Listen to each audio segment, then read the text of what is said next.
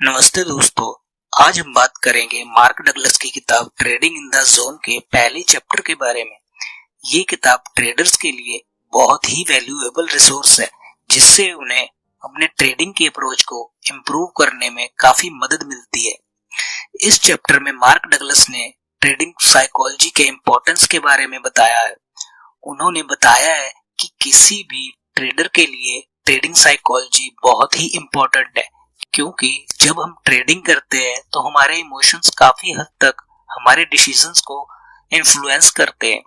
Douglas ने बताया है कि ट्रेडिंग साइकोलॉजी को समझने के लिए ट्रेडर्स को पहले अपने बिलीफ्स और एक्सपेक्टेशन को अंडरस्टैंड करना होगा। जब हम ट्रेडिंग के लिए डिसाइड करते हैं तो हमारे पास एक सर्टेन बिलीफ सिस्टम होता है, जिससे हम ट्रेडिंग करने के लिए रेडी हो जाते हैं। जब मार्केट हमारे ऑपोजिट डायरेक्शन में मूव करता है तो हमारे बिलीफ और एक्सपेक्टेशन को काफी इफेक्ट मिलता है, जिससे हमारे डिसीजंस उसके अकॉर्डिंग बनते हैं। डगलस ने बताया है कि जब हम ट्रेडिंग साइकोलॉजी को समझते हैं तो हम अपने बिलीफ्स और एक्सपेक्टेशन को कंट्रोल कर सकते हैं और अपने ट्रेडिंग डिसीजन को रैशनलाइज कर सकते हैं।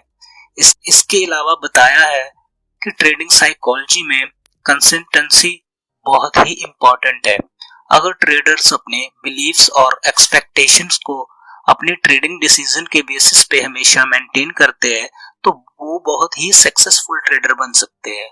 इस चैप्टर में मार्क डगलस ने बताया है कि ट्रेडिंग साइकोलॉजी को समझने के लिए ट्रेडर्स को अपने ट्रेडिंग जर्नल मेंटेन करना चाहिए, अपने ट्रेड्स और उनके रिजल्ट्स को रिकॉर्ड करना चाहिए। ट्रेडर्स अपने ट्रेडिंग पैटर्न और मिस्टेक को समझ सकते हैं और अपने ट्रेडिंग साइकोलॉजी को इम्प्रूव कर सकते हैं। चलिए एक एग्जांपल के थ्रू समझते हैं कि ट्रेडिंग साइकोलॉजी कैसे हमारे ट्रेडिंग डिसीजन को इन्फ्लुएंस करता है। सपोज आप एक ट्रेडर है, आप बिलीव करते हैं कि एक सर्टेन स्टॉक का प्राइस इंक्रीज होने वाला है, तो आप उस स्टॉक को बाय करेंगे। लेकिन अगर प्राइस इंस्टेड डिक्रीज करता है तो आपका बिलीफ और एक्सपेक्टेशन अफेक्ट हो जाएगा। आप उस स्टॉक को सेल कर देंगे, जिससे आपका ट्रेड लॉस में एंड हो जाएगा। तो सिचुएशन में अगर आप अपने बिलीफ्स और एक्सपेक्टेशंस को कंट्रोल कर सकते हैं तो आप अपने ट्रेडिंग डिसीजन को रैशनलाइज कर सकते हैं।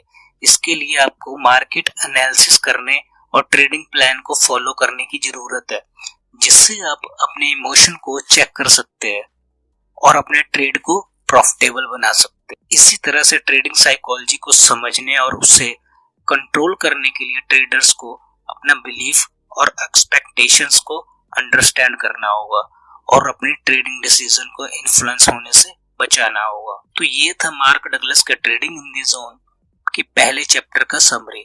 मुझे उम्मीद है कि ये वीडियो आपको काफी हेल्पफुल लगा होगा और आप इस बुक को जरूर पढ़ेंगे। अगर आपको कोई सवाल या सुझाव है तो कमेंट सेक्शन में जरूर बताएं।